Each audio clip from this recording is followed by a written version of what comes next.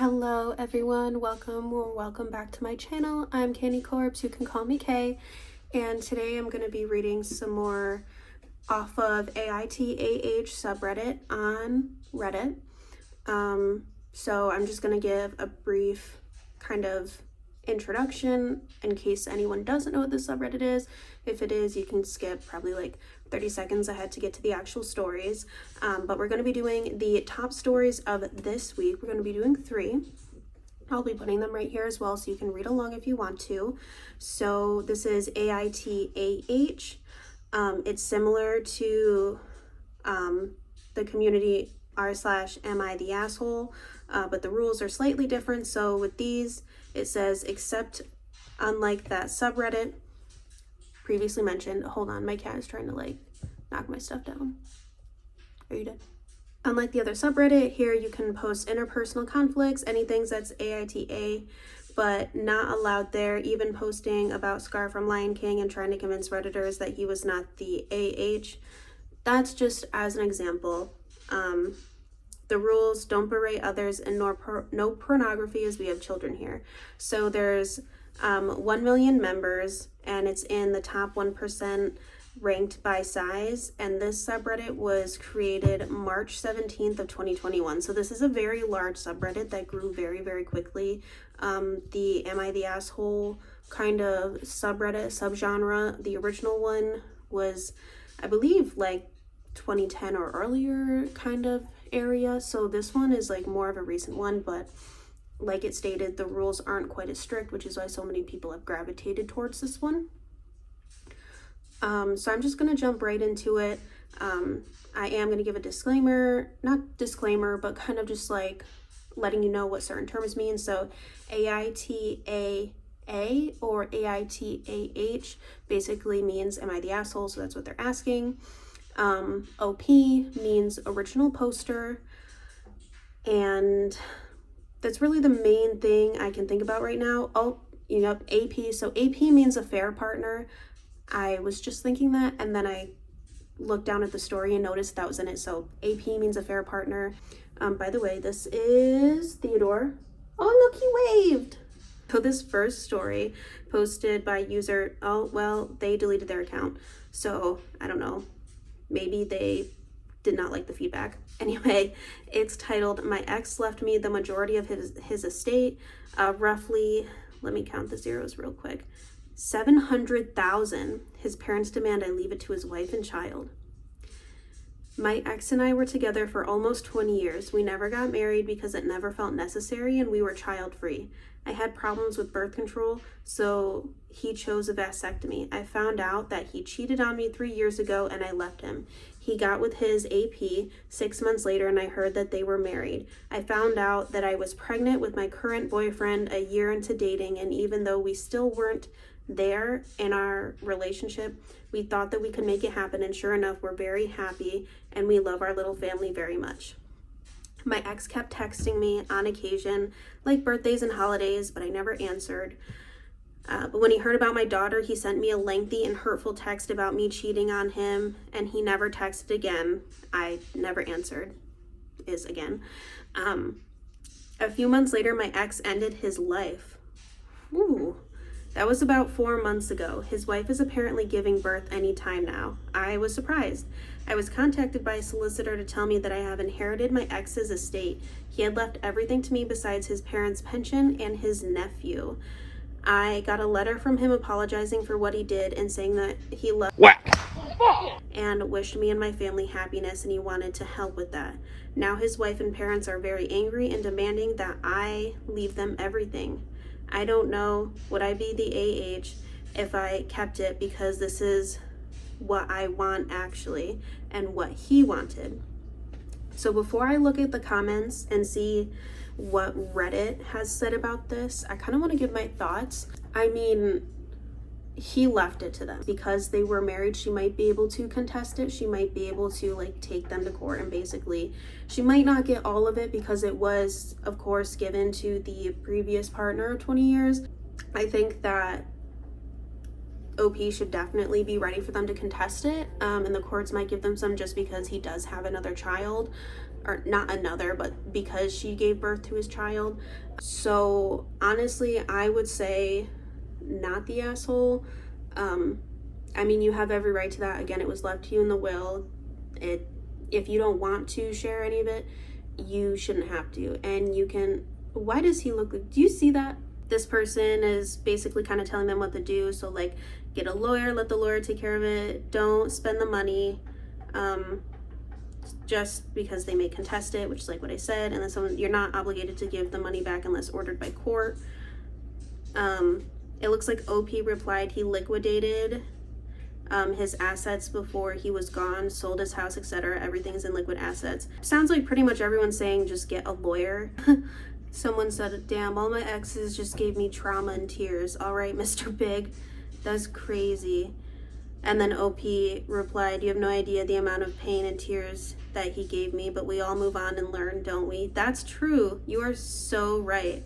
Another person saying you need to talk to an attorney. They might have some legal claims. You need to get your ducks in a row.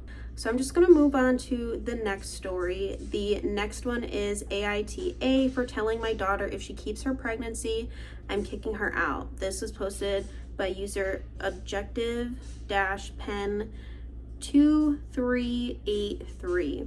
I live alone with my 20-year-old daughter. My wife/her mother died back in 2021, and I've been really struggling staying on top of the bills and barely have been able to keep us afloat. My daughter can't hold down a job. She quits. That's Alvin. My daughter can't hold down a job. She quits or is let go from every job she lands, so I'm financially supporting her. She is my daughter, so I don't have the heart to kick her out of my home, but still having to take care of her financially has been a big burden on me. For Christmas, neither of us really had any money, so we did really small gifts this year. One of the gifts she got me was a pregnancy test that indicated she was pregnant. I started panicking. The thought of having to financially support another person while also guaranteeing my daughter won't be able to get a job made me sick to my stomach. Also, the fact that she thought I'd be excited by the news tipped me off to the fact that she was planning on keeping it. When I asked questions, she told me she isn't positive about who the father is and that she was going to keep it. I've explained to her that if she keeps the baby, I'm going to have to kick her out of the house. She started arguing with me that I couldn't do that, but I was very firm that if the baby stays with her, she cannot live in this house.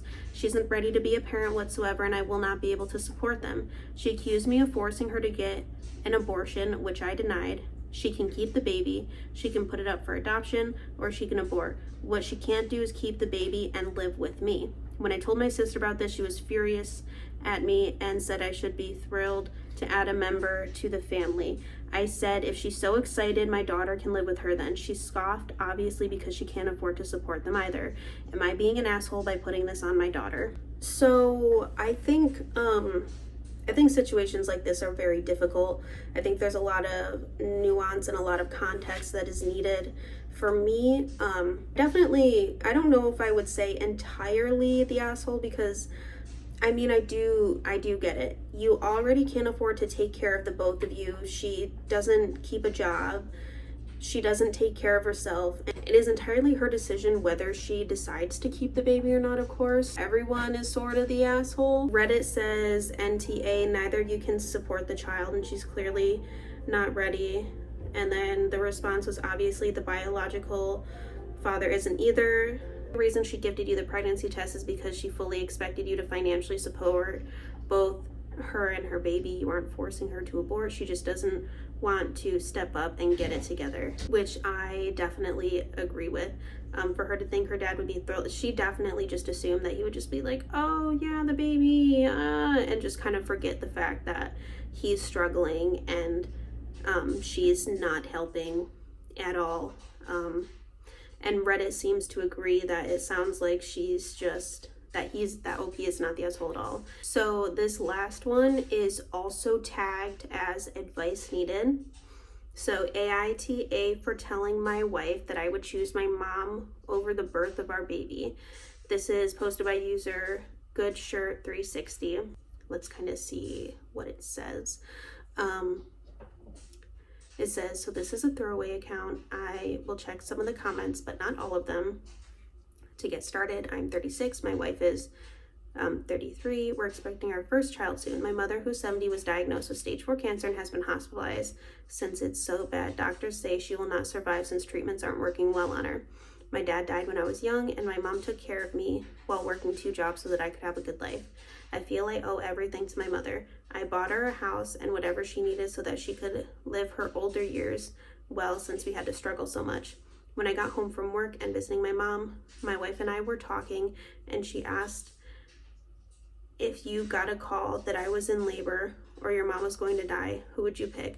I told her I'd pick my mom. She asked why, and I told her that I wanted to be there to say goodbye to my mom since I would never see her again, and so that she would have somebody there in her final moments. She got mad and said, what about her and our baby? I told her I would try to be there as fast as I could after my mom, but that most likely wouldn't happen, so I told her not to worry about it. She was still mad and told me to get out of the house. I left, and now I'm at my mom's house. So Reddit, AITAH. So edit 1, to everyone saying that I would be leaving her alone. No, I wouldn't. She has her mom, and she said she wanted her mom there too. Yes, I was right for leaving my house. It was either I leave or she go, and I was not about to put my pregnant wife out of our house.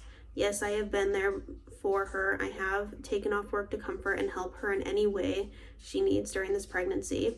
Edit 2, I keep getting the same question about why did I leave my house even though I may own the house and it was late and I didn't want my pregnant wife out late at night, but she told me to leave, so I knew it was either me or her. 2, my mother is in the hospital. She's not at her house. 3, I thought a lot about what a lot of you said about how I should put her first, but she doesn't put me first at all. She chooses her sisters over me all the time. 4th, I do not make her feel second. I have put my wife first, especially in emergencies, and I've tried my best to comfort her. I've gone home now. I'm thinking I don't need to apologize, but I really don't know. Thank you to everyone who's commented. They're asking if they're the asshole in this situation, because, I mean, that one is kind of hard because, like, theoretically, it is possible that she could die at the same time your wife is giving birth. I guess it kind of depends. I mean, in the end, like, that's the birth of your child. You should be there. Like, you should be supporting your wife. Like, I understand wanting to say goodbye. If it really came down to it and I were in this situation, I would choose my wife. So this first comment basically says that they had this exact experience. Their mother was dying and their best friend was having their baby, which was full of complications, and she wanted her there because of how serious and how extreme the complications were. And basically this person said that they were in the same hospital, so all day they just went back and forth between the birthing floor and the cancer floor to spend time with both of them. The doctors knew what was going on and allowed her to be there for both of them. So yeah, I mean, you can definitely, like, compromise. That's definitely a thing, and that's a very unlikely situation. So someone says, not the asshole, but they get it from both point of views. At face value, the question is selfish, but with all that could go wrong, there's a lot of fear that goes into it, which is true. They're basically talking about if the child had to go to NICU, or if, you know, she has a complicated, you might not have necessarily a super complicated pregnancy, but you could have a super complicated birth, which can actually, you know, cause a lot of trauma, and birth itself can be very traumatic for a lot of women. This person basically kind of explained their own experience about how awful the birth was, and being in the NICU. I kind of agree that no one is really the asshole here. There's definitely two sides to it, and that's just, if it were to actually come to that, that's just a difficult situation. Some people are saying that, like, you know, it'll haunt him for the rest of his life if he's not there, like, in his mother's last moments. And some people say that, especially because it sounds like it's her first pregnancy, and from the sound of it, she's really scared. And again, pregnancy is, like, really scary, and birth can be super traumatizing. Reddit kind of seems to be kind of like a little flip-flopping, but mostly, like, you know, not the asshole, just just like a really complicated situation that if this were to happen, it's just a difficult choice and you'll have to make that choice for yourself. Let me know what you guys would do in that situation, if you feel comfortable sharing your thoughts and what you would do in that situation, whether you would go with your wife who's giving birth, or whether you would go with your parent who is currently passing away. What you thought about any of the other stories, let me know down in the comments, and I will see you in the next video.